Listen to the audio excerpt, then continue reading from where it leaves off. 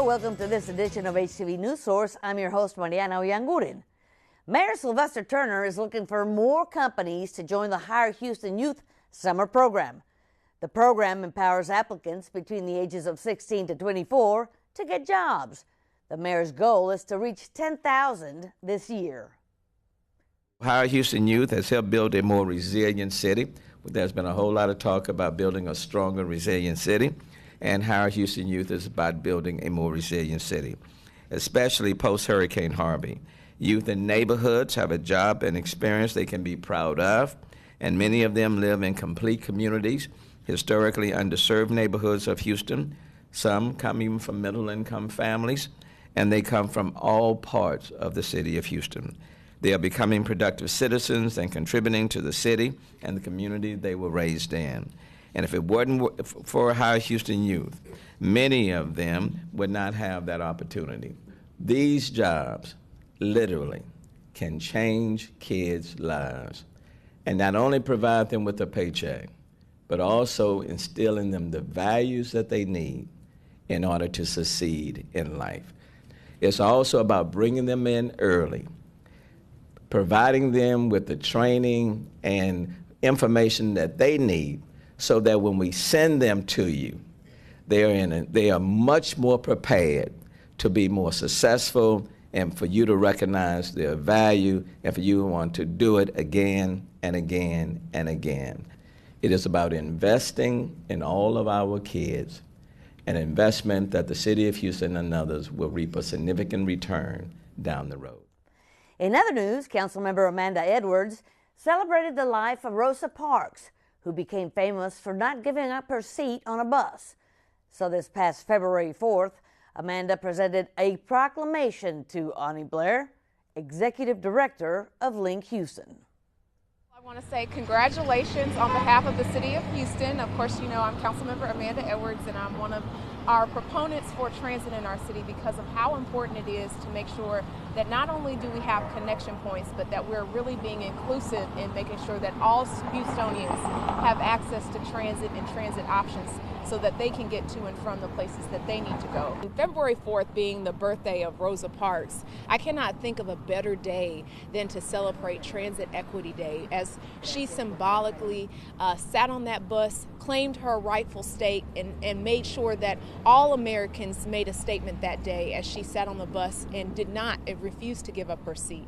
And I think similarly, we have to use something like that type of imagery, that type of effort as a call to action for all of us to think about people who have worked hard, worked tireless days, and just want opportunities and access to them in the same way as anybody else. And so by having that bus and sitting on that bus that day, Rosa Parks really marked a real period of civil rights movement. But in addition to that, that's also an example that which we can follow, and groups like Link Houston actually follow, by trying to make sure we're advocating for the rights of everyday people.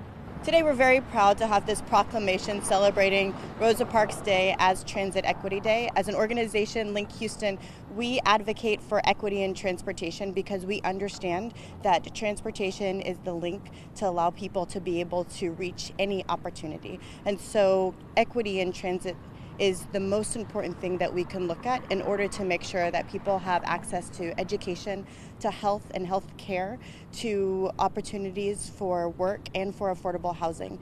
And that piece, that link, is transportation, and especially public transit.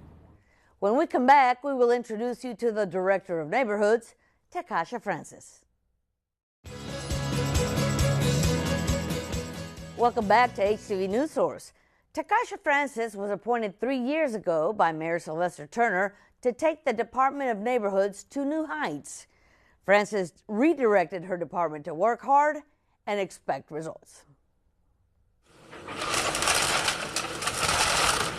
So So the Department of Neighborhoods is responsible for enhancing the quality of life of Houston neighborhoods, and we do that through 4 different divisions. The first division, which is our largest, is the Inspections and Public Services Division, which deals with residential code enforcement. So those are your weeded lots, your junk motor vehicles, your dangerous buildings, and stagnant water.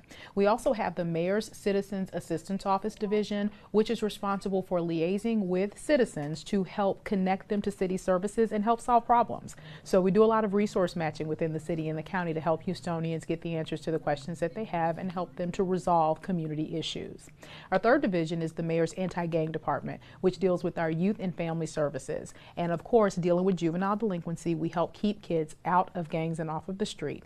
And then finally, the Office of New Americans and Immigrant Communities, which also liaises with our refugee and immigrant community to help get them acclimated not only to the United States, but also to the wonderful city of Houston in which we live. This year's vision for the department is results. One of the things that we pride ourselves on in the last couple of years, we've been working on being much more responsive. And the mayor, of course, has a dashboard by which he judges each department based on their responsiveness and customer service. And I'm extremely excited to report that for the last 6 months, the Department of Neighborhoods has had straight A's on that dashboard. We definitely want to make sure that as we are responding to needs of citizens, that we are eliminating impediments to getting them the results that they deserve to have. The Houston Public Library in downtown Houston partnered with the Allen Center for a ribbon-cutting event. HPL placed a red box full of books in an area where people can visit and check books in and out. The concept is known as bookling. 1, 2, 3. Oh. All right. We're so excited to be here today with our neighbors in Allen Center to launch BookLink. BookLink is the Houston Public Library's new book vending machine that will increase convenient access to the library's most widely used product, books. Yes, in our ever-increasing technological world, books remain the most popular format for reading. According to a 2018 Pew Research Center survey, about 3/4 of Americans, 74%, read a print book in 2017, a figure that has remained largely unchanged since 2012. BookLink vending machines will be located in Allen Center, the downtown shops, and later this year at Discovery Green. Stay with us. We'll be right back after this short break. Welcome back to HTV News Source. It is that time of year again where athletes gather in front of the reflection pool to ride their bikes during the Tour de Houston. Check it out. Houston continues to embrace the bicycling community by making improvements to our hike and bike infrastructure. And Tour de Houston is a great way to experience those improvements while exploring Houston neighborhood at the bike level. For 8 years, Apache has supported this event, and as a result, we have been able to replace thousands of trees that were lost in the 2011 drought. And as we move forward, their support will also help areas that were affected by Hurricane Harvey. In addition to the Tour de Houston, Apache is the title sponsor of the Bayou City Classic Fun, Run, and Walk, which also benefits the city's reforestation efforts. And John will speak later about Apache's passion and commitment to our city. Their support of these 2 athletic events does more than just justify our parks. It encourages Houstonians to get fit and stay healthy.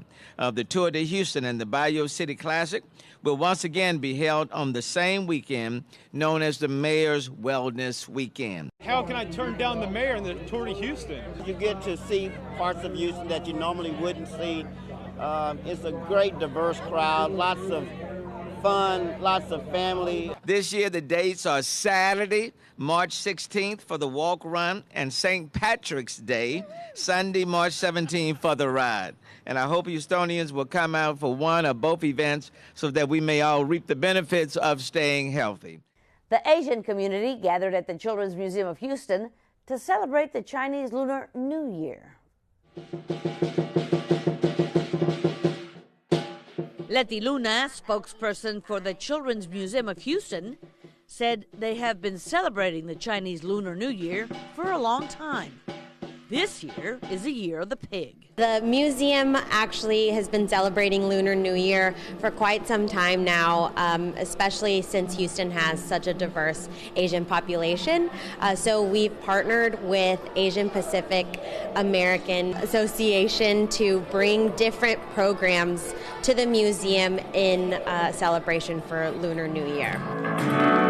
Luna is expecting 2,000 to 3,000 visitors who will witness 5 performances taking place all day. So we do have lion dancers, which of course is very popular with our visitors and such a big part of Lunar New Year. And we also have some Polynesian dancers, which is partly because of our partnership with APAHA. The significance of the Chinese Lunar New Year is impressive.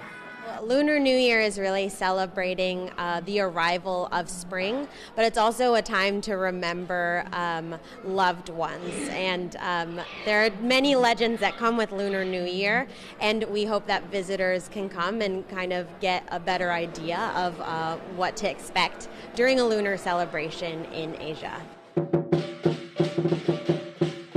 To some, the Year of the Pig may be unlucky. For others, it might bring many wonderful things. Thank you for watching this edition of HTV News Source.